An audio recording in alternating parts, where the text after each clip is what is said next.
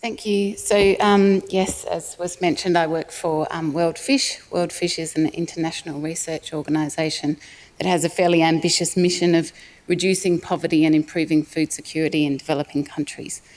We're a formal partner to the ARC Centre of Excellence for Coral Reef Studies, and so that's why you're being subjected to my presentation today. So small-scale fisheries is what we largely focus on, and they're typically underrepresented in policy and in statistics. But large numbers of people rely on small-scale fisheries for food and for income and a way of life. But they face similar challenges to a lot of fisheries, and there are concerns about their sustainability. They're characterised as being geographically dispersed, so fishers and their fishing activities are spread over large regions relative to national government capacity for enforcement or fisheries development. So many fishers using a huge diversity of gears and targeting a really wide range of species. And in the Pacific in particular, although management is affected by national legislation, legislation and social institutions also recognise customary tenure and governance, which mean people living in rural areas have rights to decide how their resources are used and managed. So from a logistical perspective, from a wellbeing perspective and from a legal or human rights perspective, decentralised approaches to small-scale fisheries management are an appropriate approach. So in many developing countries, community-based management or co-management are mainstream approaches for working with small-scale fisheries. And these are where the responsibility and authority for management are shared between local fishers and most commonly in the Pacific, also between an NGO partner or sometimes a government partner. And there are widespread views that co-management will lead to improvements in fisheries performance or improvements to the sustainability of fisheries, but empirical studies demonstrating those impacts or looking at those effects are actually limited. Across the Pacific, there are a range of customary measures that resemble contemporary management. So tenure, for example, that can limit who has access to certain areas, who can fish in certain areas, or in some societies there are bans on consuming or harvesting particular species. But the intention of these was not necessarily about promoting sustainability. And we recognise in a contemporary context where populations are growing, market pressures are intensifying, that these customary institutions will need to be evolved with scientific information and by being informed by contemporary management principles.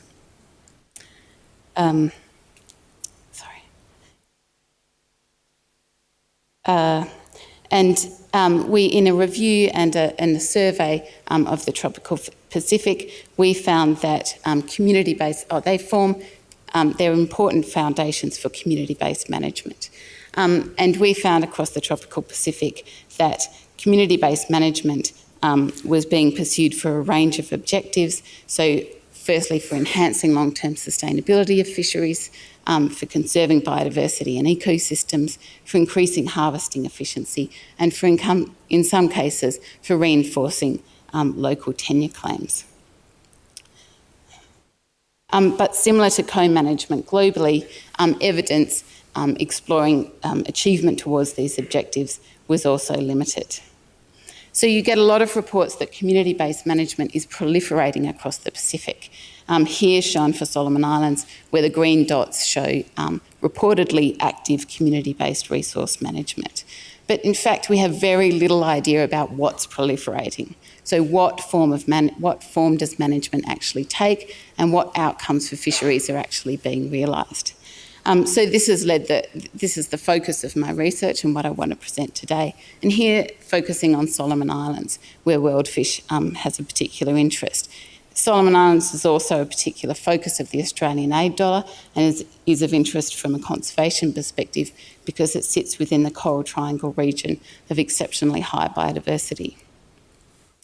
So through many interviews and many months spent in some of those sites, so at some of those green dots, I found that proposed management included a range of measures. So it included some customary measures, it included some new rules like bans on netting that were worked out in negotiations between an NGO partner and the local community, and sometimes they included restating or reinforcing national regulations, such as a ban on dynamite fishing. But when you dig a little deeper, rules that were actually in use were very different from rules on paper. So far fewer rules were actually being implemented. One measure that was commonly implemented were periodically harvested closures, or tamboos. And these are small areas of reef that are closed for a period of time and periodically subjected to harvesting when they're opened. And these are probably the most common customary rule that's modified and integrated into community-based management. So historically, tamboos were implemented only on special occasions. So for example, if a chief died, an area of reef might be closed for 100 days or so and then harvested for a feast. More recently, the church has become a really increasingly important enforcement power, where people believe that if they break a taboo that's been enforced by the church, they'll encounter bad luck. Oh, so sorry, that photo is illustrating a traditionally marked taboo reef. So external partners or community-based management and sustainability ideas are a relatively recent influence. And although in community-based management these closures are often referred to as customary closures, I found that local fishers viewed them to be something very different. And these tamboos were much more persistently closed. So they were in a dominant state of closure, and they were rarely opened, and as soon as they were, and after the opening, they were reinstated as closed. But they were frequently opened for social and economic reasons, and they were opened much more frequently than was initially planned. And one reef manager explained that he found it very hard to say no to a custom request to go in and harvest the reef. So they were open for celebrations and customary feasts. So one of the reasons, as Gary explained, for closing an area of reef, whether it be a no-take marine reserve or a periodically harvested closure, is to alleviate fishing pressure and to allow stocks to replenish and recover. But one of the concerns about periodically harvested areas is that they'll be intensely fished when they become open, because fishers anticipate higher catch rates and yields, and because economic need is high.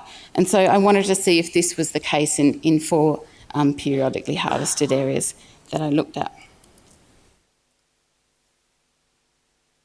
So these 4 graphs are showing effort, so the number of fisher hours spent per square kilometre per day on tambo reefs in black and open reefs, continuously open reefs in white. And you can see that on days when tambo reefs were open, they were much more heavily fished than an open reef. So they were fished between 4 and 60 times higher than a reef that's open every day. And that was highly variable, that effort was highly variable, and I'll come back to that later. But as I mentioned before, these areas are predominantly closed. They're only open for a relatively short amount of time within a year, so between 14 and 45 days in the cases I looked at. So we wanted to look at then how does effort compare across a full year, considering that open reefs can be fished every single day. So open reefs are shown in white there. This is again showing the amount of fisher hours spent per square kilometre per year. And you can see that across a full year, tamboos are actually fished lightly to moderately. So we also wanted to see if fishers were getting any benefits from these periodically harvested closures. Was fishing easier? So we looked at catch rates. So catch being an effort, the number of kilograms of fish a fisher could get in 1 hour of fishing. And we found that periodically harvested closures, when they were open, they were generally a better place to go fishing, but only significantly so for gleaning, which is not surprising because the species that were being harvested have really fast turnover rates. Whereas for fish, there may not be sufficient relief from fishing pressure to allow those fish species to recover.